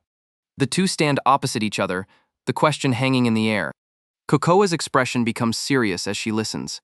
With a slight blush, Kokoa gives a simple nod. Ryuto's eyes widen in disbelief at her silent agreement. She gently tugs on his sleeve and tells him it is time to go. As she leads him toward the hotel, Ryuto is left completely bewildered by the turn of events. Ryuto and Kokoa step into their hotel room for the night. Kokoa is immediately captivated by the cute decorations, exclaiming how wonderful it is. She wastes no time, joyfully throwing herself onto one of the beds and commenting on how fluffy it is. The sight makes Ryuto's heart pound in his chest as he nervously removes his mask. Ryuto checks the mini fridge and is surprised to find it stocked with alcohol. Kokoa asks if it is not expensive, prompting a nervous laugh from Ryuto. Rolling on her bed, Kokoa playfully asks if he is sure he does not want to drink, noting they do not get chances like this every day. Ryuto reminds her that they are not yet 20 and have to get up early, to which she concedes. With that, Ryuto flops onto his own bed with a sigh of relief. He remarks how good the bed feels, and Kokoa wholeheartedly agrees. Lying in bed, Ryuto suggests they can relax for the rest of the day. He adds that they can go to the sea tomorrow afternoon, and Kokoa agrees that it sounds good. Kokoa looks over at him, a gentle smile on her face. As he turns to look at her, his heart skips a beat, his face flushing. From her bed, Kokoa asks Ryuto if he had fun today, and he enthusiastically confirms. He thanks her for the day, but she insists the thanks should be hers. She smiles, saying she is glad he enjoyed himself, and that she hopes they have fun tomorrow too. Ryuto looks at her warmly and begins to say something more. Ryuto quietly wishes that time would stop so they could stay in this peaceful moment forever. Hearing this, Kokoa looks over at him, her expression unreadable. She silently gets up from her bed. Suddenly, Kokoa climbs into Ryuto's bed, getting close to him. Ryuto is utterly startled by her action. She settles in beside him, looking at him intently. He is left wide-eyed and blushing, his heart pounding at her unexpected closeness. Their hearts seem to beat in unison in the quiet room. Kokoa turns to face Ryuto. She giggles softly, calling his name. She tells him he is adorable, which only makes him more flustered. Kokoa continues, praising him for being so kind. Ryuto bashfully dismisses it, claiming he is just being polite. She insists that is not true. She tells him he has helped her so much. He quietly disagrees, believing it is the other way around. Gazing at him fondly, Kokoa softly tells Ryuto that she hopes he never changes. Her sincere words send a jolt through Ryuto. He looks at Kokoa, who gazes back at him. Overwhelmed by a rush of emotion, he feels a powerful urge. His hand begins to move, as if to reach out for her. Acting on impulse, Ryuto reaches over and gently cups the back of Kokoa's head, drawing her closer. She looks up at him, surprised and blushing, letting out a small, questioning sound. A look of panic flashes across Ryuto's face. He suddenly snatches his hand back as if burned. He quickly sits up and turns away, stammering an apology. Kokoa sits up as well, looking down silently, her hair hiding her expression. After a tense moment, Ryuto shudders and hesitantly tries to get her attention. Breaking the awkward silence, Kokoa asks if it is okay for her to take a bath first. A flustered Ryuto quickly tells her to go ahead. She agrees and gets out of bed. She heads for the bathroom, leaving him alone on the bed. The door closes behind her, leaving Ryuto to his thoughts. Left alone, Ryuto is overcome with embarrassment. He grabs his room key and quickly exits the room. He dashes down the hotel hallway, needing to escape the tense atmosphere. He ends up in a hotel shop, browsing the shelves. He picks up a manga, trying to distract himself from his racing thoughts. As he flips through the manga, Ryuto berates himself for running away. He replays the moment in his mind, wondering why he did it and if he creeped her out. He recalls her expression just before, thinking she seemed a little melancholic. Lost in thought, Ryuto is bumped by another hotel guest. The man apologizes before continuing on his way. The brief interaction does little to distract him. His mind remains fixed on Kokoa's surprised face from moments before. He lets out a sigh, still processing everything. Meanwhile, back in the room, Kokoa begins to dry her hair. Her thoughts drift back to the intimate moment they shared. She replays his gentle touch in her mind. A blush spreads across Kokoa's face as she thinks about what happened. She hears the creak of the hotel room door opening. Expecting Ryuto, she turns with a bright smile to welcome him back. Kokoa's smile vanishes, replaced by a look of wide-eyed shock. A strange man with light hair and a black cap stands in the doorway, grinning as he announces he is glad to be back. Kokoa is frozen in disbelief, stammering in confusion. The man smiles menacingly as he addresses her by name. He tells her it is time to have some fun, all while concealing a large, sharp knife behind his back. Kokoa is startled by the sudden appearance of a man named Kisaragi in her hotel room. He cheerfully explains that he borrowed the key from her boyfriend. Kisaragi mentions seeing her boyfriend just reading manga and grinning, admitting he does not understand what she sees in him. Wary, Kokoa demands to know what he wants. Kisaragi announces that he will be frank with her. Kisaragi smiles widely and bluntly declares that he wants Kokoa to be his. Kokoa is left utterly shocked by his declaration. He clarifies that he wants her to go out with him. She stammers, trying to mention Suzuki. Hearing Suzuki's name, Kisaragi's expression darkens slightly. Kisaragi reminds her this is the second time he has asked her out. With growing intensity, he lists his own virtues: a good nose, a chiseled jawline, and a face everyone admires. He boasts that he is also loaded, claiming other women happily support him financially.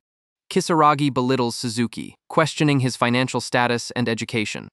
He accuses Kokoa of just toying with him like she usually does. Kokoa nervously insists that looks and money are not important to her. Kisaragi scoffs at her claim. He asks if she would date a poor, ugly man, to which she replies she would not. He angrily concludes that is why she turned him down. Kokoa protests, reminding him that they used to be friends. He skeptically questions if that is really how it was. She asks what happened to him, recalling that he used to be kind and upbeat. His face contorts with rage as he screams that she is the one who made him this way. Laughing bitterly, Kisaragi tells Kokoa she infuriates him. He accuses her of playing the part of a tragic princess. He claims that in reality, he was the one who lived through hell.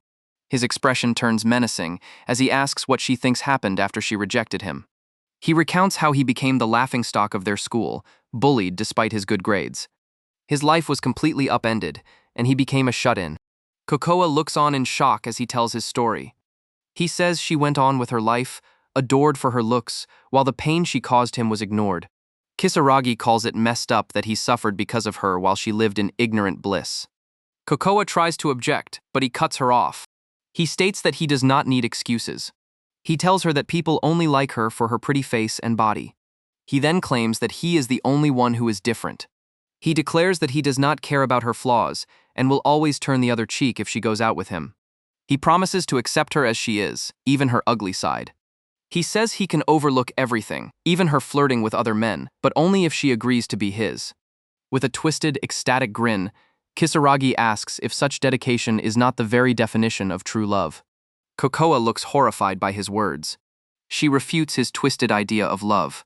With tears welling in her eyes, she defines love as caring for a partner's well-being. She adds that it is also about their happiness. Tears begin to stream down Kokoa's face. Kisaragi watches her, his expression unreadable. He then begins to laugh mockingly, asking his princess why she is so sad. As he reaches for her face, she slaps his hand away. He recoils with an annoyed tsk. Impatiently, Kisaragi demands her answer one last time, asking if she will be his. Through her sobs, Kokoa manages to say that she can't. His expression hardens as he warns her not to say he did not give her a chance. With a dismissive whatever, Kisaragi turns away. He states that he has already made up his mind. He walks over to a sink and fills a glass with water. He covertly takes out a small bag of pills. He drops them into the glass. He turns back to her with a smile, offering her the drugged water and telling her to drink. She eyes the glass with suspicion and fear. He commands her to do as he says, assuring her she will not die. Kokoa mutters what a pain this is. Kisaragi then takes a gulp of the water himself.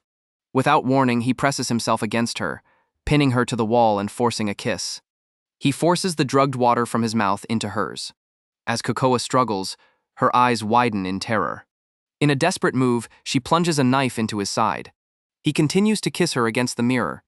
Kokoa swallows the drugged water, tears in her eyes.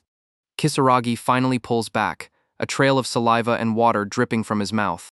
He looks aroused by the stabbing, declaring that it really turns him on. Kokoa can only watch in tearful silence. He pats her head condescendingly, telling her there is more where that came from.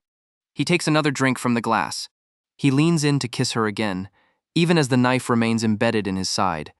The glass slips from his hand, clattering on the ground. As he kisses her, Kokoa's body goes limp, and she collapses to the floor. Kisaragi spits, seemingly unaffected. He crouches over her unconscious form. As her vision fades, Kokoa's last thought is to wonder if her attack worked. Kisaragi smiles down at her, promising to show her a good time.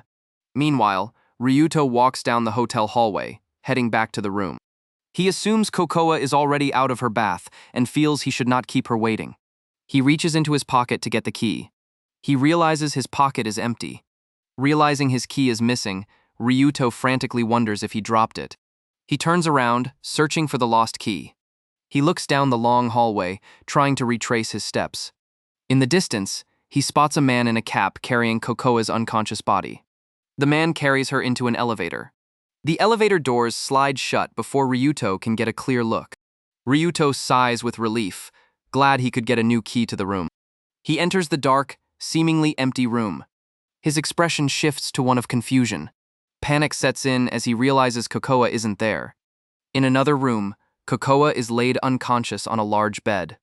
A light-haired man sits by the bed, sighing.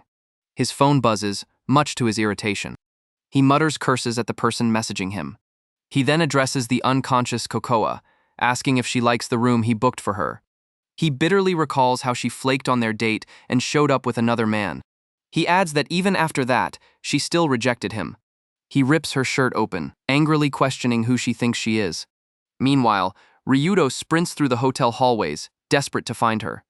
Ryuto realizes Kokoa's things are gone, and she's not responding to his messages. He hopes it is just a relief, but a deep sense of dread grows within him. He recalls an unsettling memory of someone whispering Kokoa's name. The terrifying thought of another sicko attacking her flashes through his mind. His mind is consumed with worry for Kokoa. He overhears a woman on the phone nearby shouting about someone named Kokoa. Ryuto is stunned by what he hears. The woman angrily questions why the person left, saying she thought they were going to stay with her. Kisaragi looks down on the still unconscious Kokoa. She lies vulnerable on the bed, her shirt now open. He looks down at her, a silent intensity in his eyes. He remembers her happily showing him a good grade, thanking him for his help. He recalls them bonding over a shared interest in a game. He remembers her confiding in him about a recent falling out with a friend. She had smiled warmly, thanking him for the advice he gave her. His thoughts shift to a handsome and intelligent transfer student named Hayami. He recalls seeing Hayami approach Kokoa in the classroom. Hayami had offered to help her with a problem she was struggling with. Kokoa had accepted his offer with a bright, happy smile. The memory fills him with a quiet rage. He clenches his fist tightly on the bed. His anger explodes as he brings his hand down, slapping her hard across the face. The slap jolts Kokoa awake with a cry of shock. Kisaragi greets her with a disturbingly cheerful smile. She sits up, horrified to find herself in her underwear. Her eyes are wide with terror as she stares at him. He moves closer to her on the bed. He laughs, saying he knew it would be more fun to see her reactions. She flinches away as he touches her, begging him to stop. She slaps him hard across the face, shouting no. His face contorts with rage as he yells at her. Tears stream down her face as she insists she can't be with someone she doesn't love. He grabs her face, furiously demanding that she fall in love with him. She begs him to let her go, while he insists he's willing to forgive her. She tells him that he must hate her. He looks at her, momentarily confused. She asks how she can possibly fall for someone who hates her. He claims that he has always loved her. Kokoa screams that no one would do this to somebody they love. He shoves her back down onto the bed with a furious shout. He pins her down, ignoring her struggles as he repeats that he loves her. He holds a knife to her throat and confesses that he killed all those guys for her. Kokoa is utterly shocked by his revelation. He asks if she knows about the serial killer from the news, whose victims are students. He confirms with a sinister laugh that he is the killer from the news. Kokoa is left speechless. He tells her to just be his, offering a chance for her to be forgiven.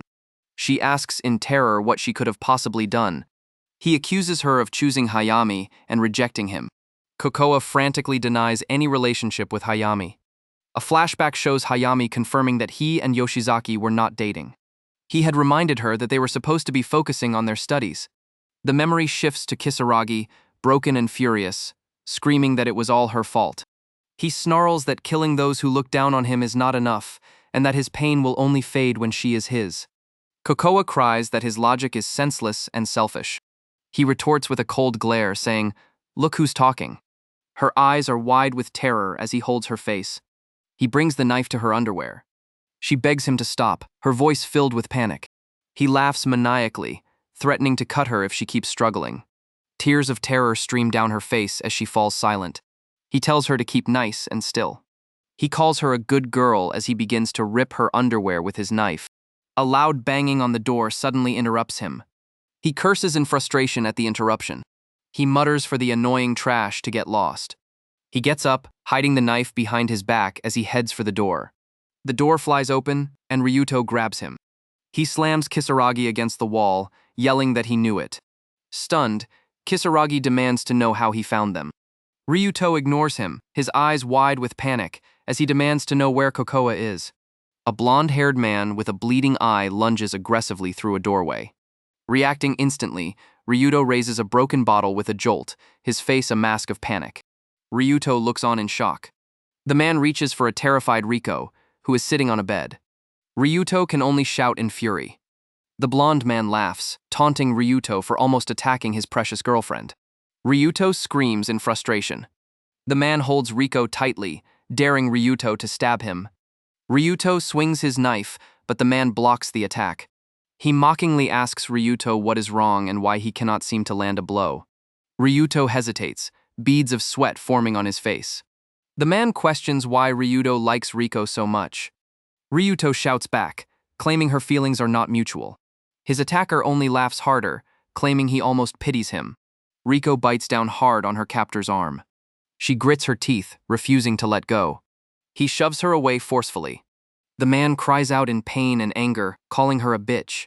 He slaps her hard across the face, making her cry out in pain.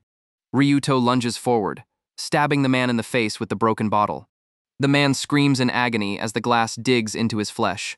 Ryuto continues his furious assault. Riko smashes a lamp over the attacker's head. She watches in fear, having created an opening. The knife falls from his hand, clattering to the floor.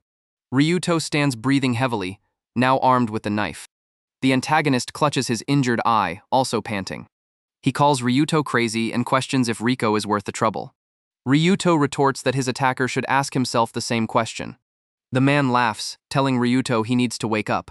The man calls Ryuto a pariah who has never had friends or a girlfriend. Ryuto is left speechless by the accusation. He asks why his attacker is suddenly asking these questions. The man presses on, asking if it is not weird that Riko chose someone like him. Ryuto's mind races, questioning what Riko could gain from dating him. The horrifying thought that she is just using him takes root. Seeing his reaction, the antagonist smirks, knowing he has hit a bullseye. The antagonist challenges him, asking if he is actually going to do it. Ryuto's expression hardens as he declares that scum like him deserve death. Amused, the man agrees with him. The antagonist points out that if Ryuto kills him, he will also become scum. He taunts him further, calling him Killer-kun. Ryuto's eyes widen at the chilling nickname. A memory flashes through Ryuto's mind of a past victim. The victim begged him not to kill them. The memory sends a shock through Ryuto. He recalls the internal voice telling him that his actions are wrong, even if he feels they are justified. As Ryuto hesitates, his opponent slashes at him. The man laughs wildly, mocking him for losing his nerve. He tells Ryuto that he cannot expect to kill anyone if he hesitates. The antagonist boasts that he can kill and that Ryuto will be his sixth victim. He screams that a mediocre loser like Ryuto does not have it in him to kill. With a dark, determined expression, Ryuto raises the knife to his own forehead and states coldly that he has already killed someone. The antagonist is shocked into silence by the confession. Ryuto realizes that there is no reason he cannot kill again. With chilling precision, Ryuto plunges the knife deep into the antagonist's neck. His face is a mask of cold resolve, splattered with blood. The life fades from the antagonist's eyes. Ryuto watches with a grim, emotionless expression. The man collapses to the ground, blood pouring from his throat. From the doorway, Riko stares in wide-eyed horror. Ryuto stands silently over the body, his face stained with blood. Ryuto's eyes snap open, wide with shock and exhaustion. He recalls the sight of the blonde man, collapsed and bleeding profusely by the door. Now, he stands alone in the hallway, the immediate danger gone, but the weight of his actions settling in. Ryuto looks on, his expression grim. The man he fought stands unsteadily, blood dripping from his neck. The man finally collapses, his body hitting the ground hard. He turns his back on the body and walks into the bedroom. He exhales, a wave of exhaustion washing over him. The bed creaks as he sits down, still holding the weapon. Riko stands nearby, tears streaming down her face. Ryuto turns his gaze toward her. He assures her that everything will be fine. She looks back at him, her expression filled with fear and uncertainty. Ryuto looks away, quietly affirming to himself that this is okay.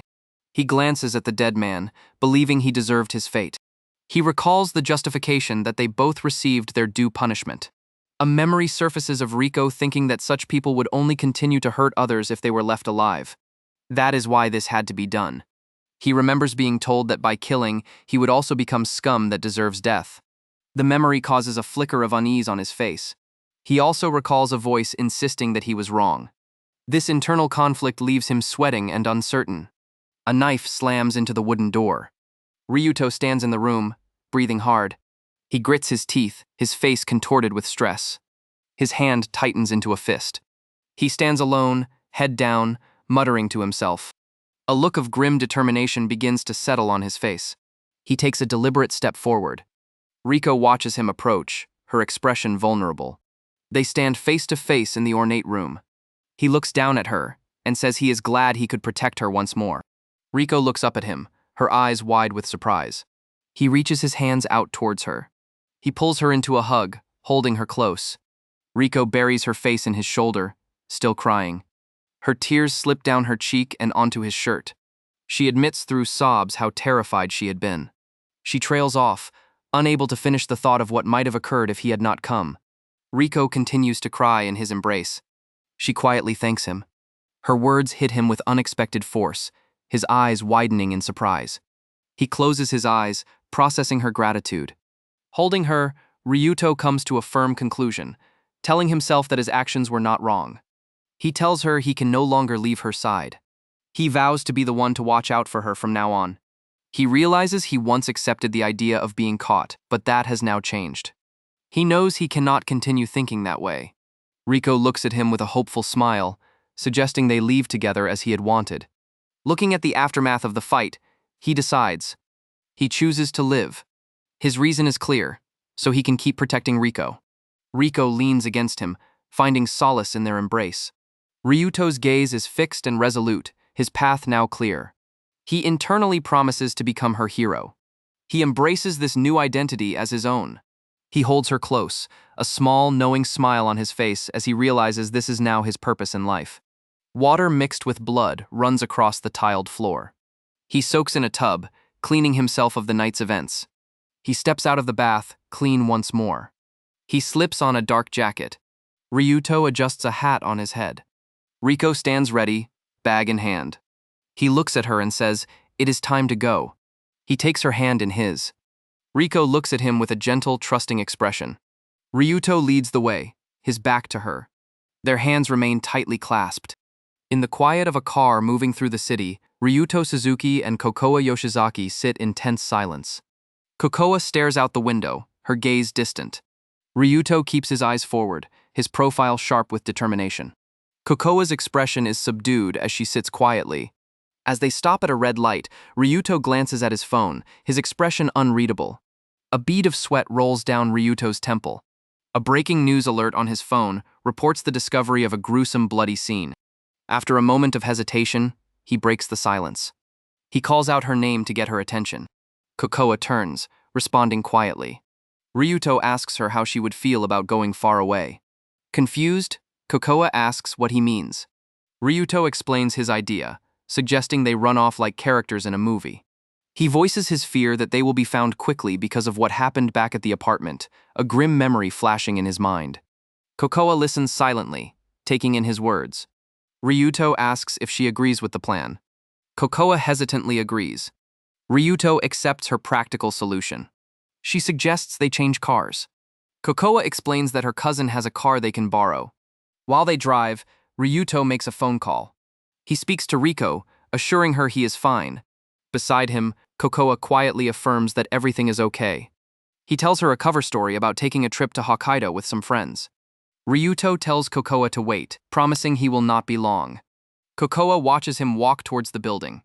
She waits alone, her phone held tightly in her hands. Ryuto rings the doorbell and is greeted by a cheerful Riko, who comments on how mature he looks. Ryuto apologizes for the sudden visit. He explains he is in a hurry, declining her offer to come inside. Riko complains that it has been ages, but Ryuto corrects her. She marvels at how much older and different he seems. Ryuto cuts the small talk and asks about the car. Riko hands over her dad's keys, warning him not to wreck it. Riko playfully suggests he should be traveling overseas instead. Ryuto tells her he does not have the money for that. She offers to lend him some with interest, which he refuses. Thinking she is as pushy as ever, Ryuto tries to end the conversation. He thanks her for the help and says he needs to leave. Riko is visibly annoyed by his quick departure. As Ryuto walks away, Riko follows him. She confronts him, demanding to know if she is bothering him. Riko asks why he is being so cold. Ryuto dismisses her concerns, telling her she is just imagining things. Riko explains her worry, mentioning a post she saw online. She adds that she tried messaging him, but he did not respond. She questions him about the injury on his cheek and asks what happened to the person responsible. She asks if the man has been caught. Ryuto quietly admits that he has not been caught yet. Shocked, Riko exclaims that he is still on the run. She insists that the police need to catch him already. Ryuto gives a non-committal agreement. Her expression remains troubled. Sensing his discomfort, Riko quickly changes the subject. Kokoa is standing by the car, looking at her phone. As they round a corner, both Ryuto and Riko stop in their tracks. Kokoa looks up, her expression calm. Riko stares at her, wide-eyed with surprise. Riko immediately asks Kokoa who she is, jumping to the conclusion that she must be Ryuto's girlfriend. Ryuto hesitates before answering. Riko points out his hesitation. He quickly denies it, insisting she is just a friend. Riko seems amused by his strong denial. Laughing, Riko dismisses the misunderstanding. She playfully slaps Ryuto, telling him not to give people the wrong idea. Riko teases that there is no way Ryuto could land such a cute girl. Kokoa coolly asks Riko if she is actually sorry for her remark, catching her off guard. Riko suddenly realizes Kokoa must be going to Hokkaido with him. To cover, Kokoa quickly lies that 2 more people are joining them. Riko seems to buy it, but Ryuto calls her out for changing her tune about his travel plans. Riko gets close and whispers something to him. Kokoa decides it is time for them to leave. Ryuto agrees, but Kokoa has one more thing to say. She announces that her underwear was ripped the day before, and she would like to buy a new pair. The statement leaves Riko completely stunned. Riko is still reeling from the shock. Ryuto calmly agrees to Kokoa's request. Satisfied, Kokoa takes his hand and says it is time to go. She leads him away, leaving Riko behind. Kokoa glances back with a faint, knowing smile. Riko can only stare back, her mind still trying to process the strange encounter. Ryuto gives Riko a final wave, thanking her for her help. Riko quietly acknowledges his thanks as the car door shuts. She watches as they drive away. She stands alone in the parking lot, a conflicted expression on her face. In her room, Riko jolts upright in bed, startled by the news on her phone. She thinks about the recent string of attacks and how the person who went after Ryuto is still on the run. As she reads another headline about a stabbing victim, she wonders with growing fear if it could be the same culprit. Riko thinks that it is a terrible time for Ryuto to be taking a trip to Hokkaido. She looks at the unanswered messages she sent him, offering support and asking if he is okay. Dejected, she drops onto her bed. Her thoughts are consumed by Kokoa, the girl who is now with him. Lying in bed, Riko replays the recent encounter in her mind. She recalls Ryuto insisting that Kokoa was not his girlfriend, but she knows it was a lie, remembering the gloating look on Kokoa's face. She lets out a sigh. She wonders how someone as plain and meek as Ryuto could end up with a girl like Kokoa. Riko's thoughts spiral as she questions the nature of their relationship, wondering if Ryuto is being blackmailed, but her main concern is whether Kokoa makes him happy. A memory surfaces of a happier time, when Ryuto sincerely told her how much he liked her painting. With a sudden resolve, Riko springs out of bed. A look of determination crosses her face. She heads out into the night. Ryuto wants to retrieve his things but worries that the police might be waiting. He decides they should watch for a while, and Kokoa agrees. Noticing his exhaustion, Kokoa suggests he lie down and get some rest. Kokoa points out that Ryuto has not slept and offers to keep watch for him. Grateful, he thanks her, admitting he could use a short nap. He reclines his seat and closes his eyes.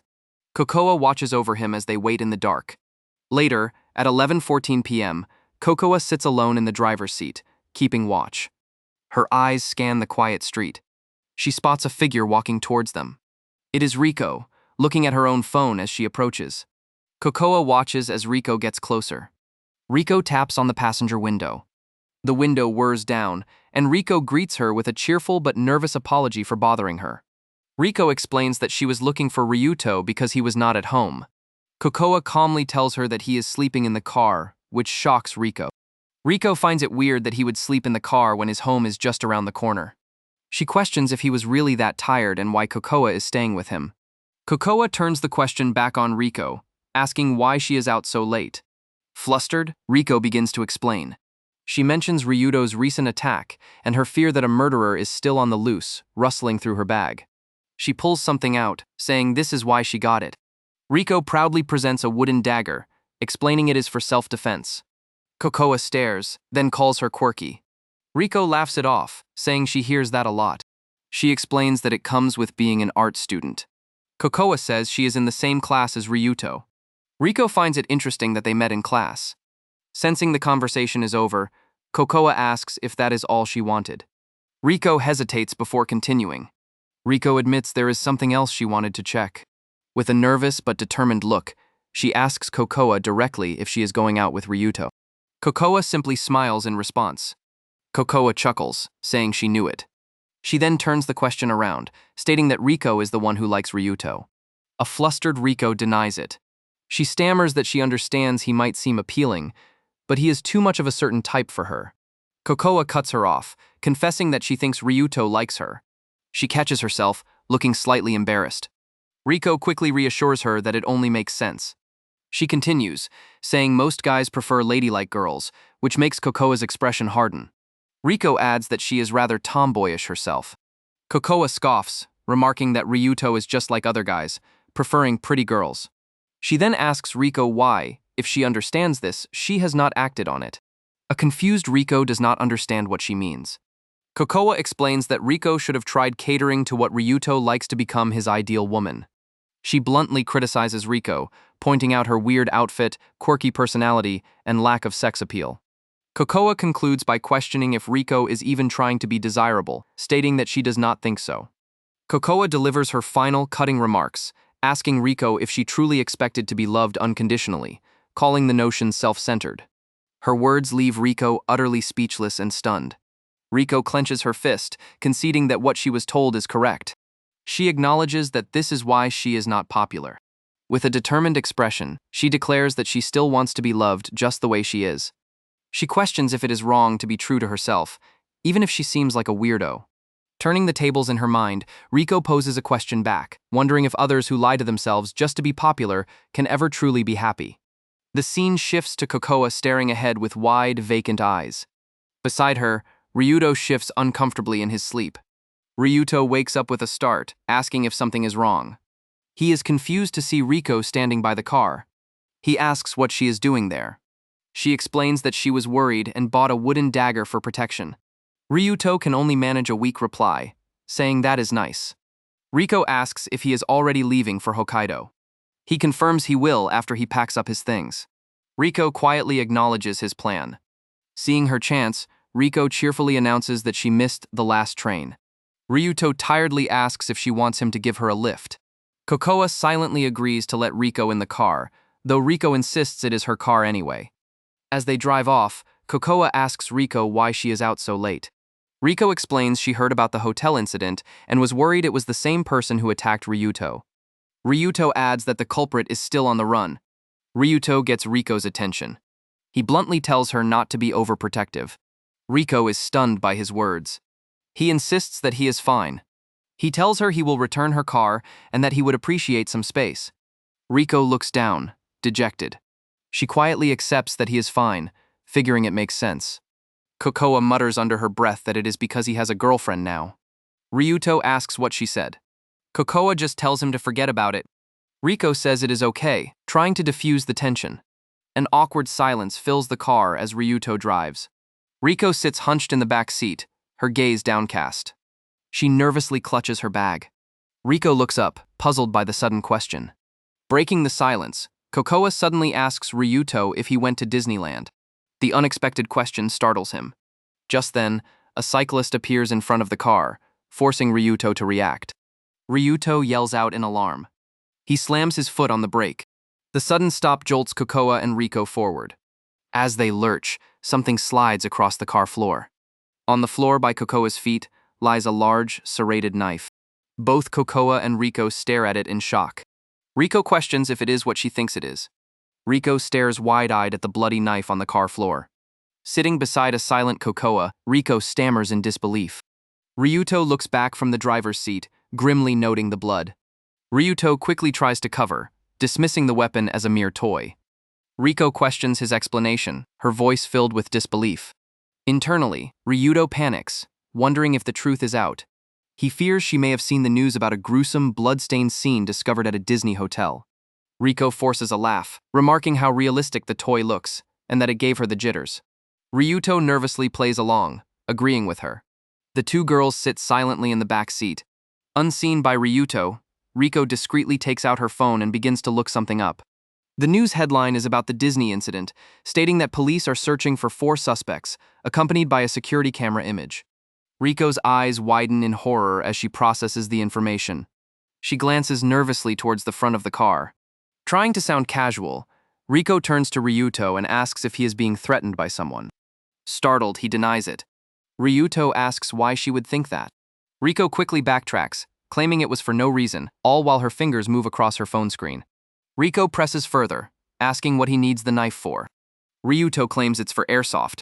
Kokoa quietly acknowledges his explanation. She secretly sends a text to her dad, voicing her suspicion that Ryuto might be connected to the Disney hotel incident. Ryuto elaborates on his lie, saying he likes FPS games and his friends invited him. Kokoa seems to consider his words. As Riko continues her text, Kokoa sends one of her own, recalling he used to play a game called BPEX. Kokoa's suspicion is piqued. She turns to Riko and bluntly asks what she is doing. Startled by the sudden confrontation, Riko flinches. Kokoa leans in, asking Riko directly if she is hiding something. Riko's eyes widen in panic. She quickly denies it, stammering that it is nothing. Riko's phone buzzes with an incoming call from her dad, making her jump. Kokoa seizes the moment, turning to the front seat to address Ryuto. She informs him that Riko has contacted someone. She adds that Riko also checked the news about the Disney hotel. The car door creaks open. In a flash, Ryuto lunges into the back seat, grabbing Riko. Riko is terrified by his sudden aggression. He demands to know if she told anyone about what she saw. Riko nervously denies it, claiming she only told her dad about borrowing the car. Kokoa interjects, calling her a liar and revealing she saw Riko type the word Disney. Ryuto listens, then quietly says he understands. Cornered, Riko breaks down, insisting she was just worried and wanted to ask her dad for advice. His expression darkens as he looks down at her.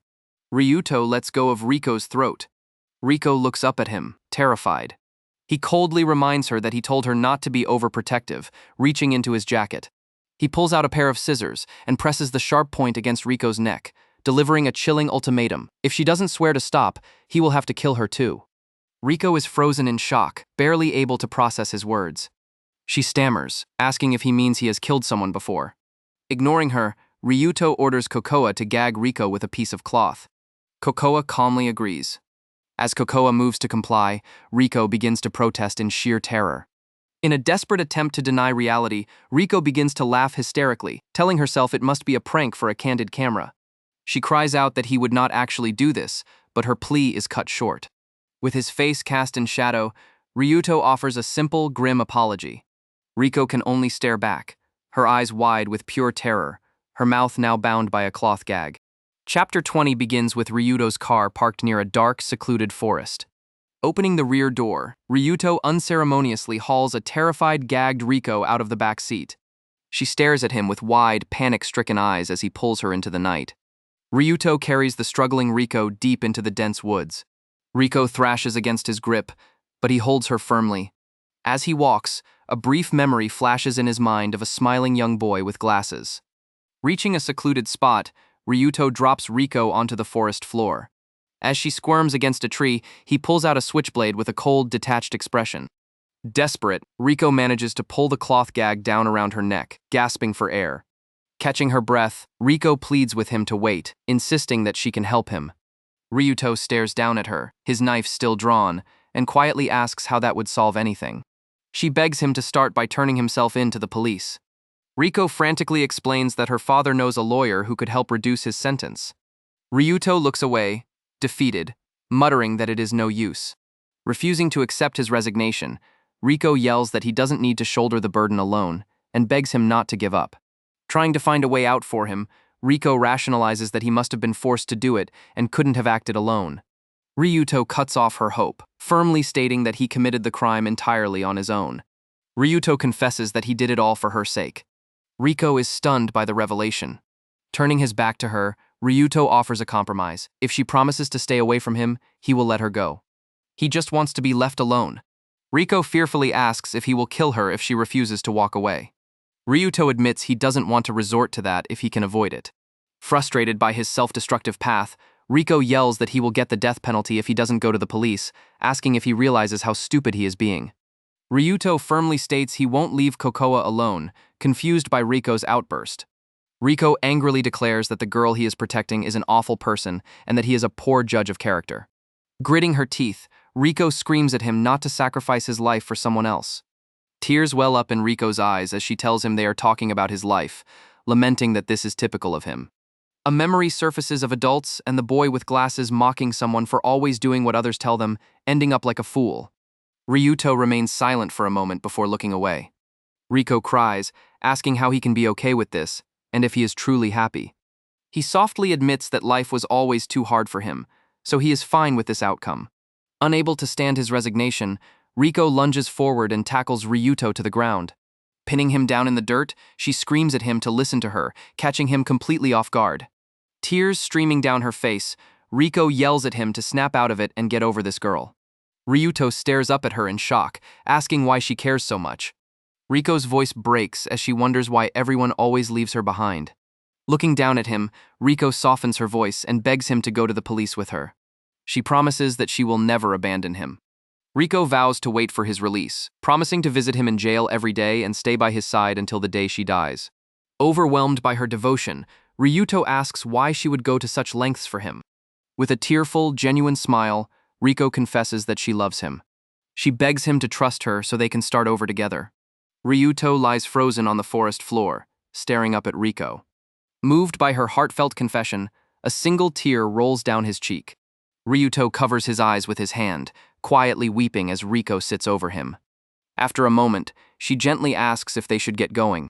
Ryuto uncovers his eyes, his expression conflicted. Riko hesitates, suddenly worrying about what will happen to Kokoa if she goes to the police. Ryuto numbly guesses that Kokoa might be treated as an accomplice. Riko's resolve wavers as she remembers how Kokoa always stood by her side and protected her in the past. Riko tries to reassure Ryuto that he doesn't have to worry, but she nervously admits she doesn't want to cause Kokoa any trouble. Ryuto's expression shifts as he processes her divided loyalties. Realizing he can't string her along, Ryuto tells Riko she should give up on him. Riko is taken aback, telling him he isn't thinking clearly. Ryuto admits he is being crazy, but he is genuinely worried about her. Reaching up, Ryuto gently places his hand on Riko's neck. He softly apologizes, confessing that his heart belongs to Kokoa. With a sudden burst of force, Ryuto pushes Riko off of him, sending her tumbling into the brush. Without looking back, Ryuto scrambles to his feet and sprints deep into the forest, leaving Riko behind in the dirt. As he runs frantically through the trees, Ryuto's mind races with unhinged resolve. He mentally curses everything, deciding he doesn't care if his life is a waste as long as he can be with Kokoa. Ryuto bursts out of the tree line and throws open the car door, panting heavily. Inside, Kokoa sits calmly in her hoodie, looking up from her phone. Tears stream down Ryuto's face as he calls out to her. Forcing a desperate, tearful smile, Ryuto looks at Kokoa and asks if they should get going. A lone figure walks along a